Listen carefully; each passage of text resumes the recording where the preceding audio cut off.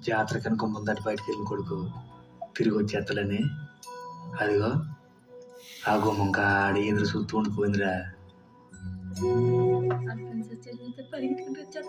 కానురే నా కొడుకే బతికుంటే సూటు బూటు వేసుకొని వీటిలో కలజోడు పెట్టుకొని పెద్ద ఉద్యోగం చేసి ఊర్లోకి వస్తే అని చూసి అందరూ సార్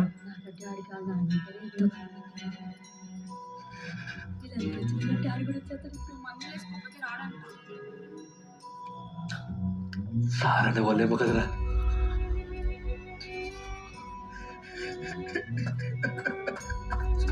ఒక్క నిమిషం సత్య పట్టుకో.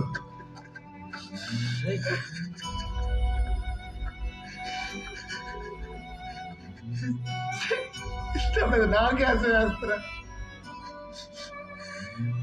నాకు నువ్వు కోపం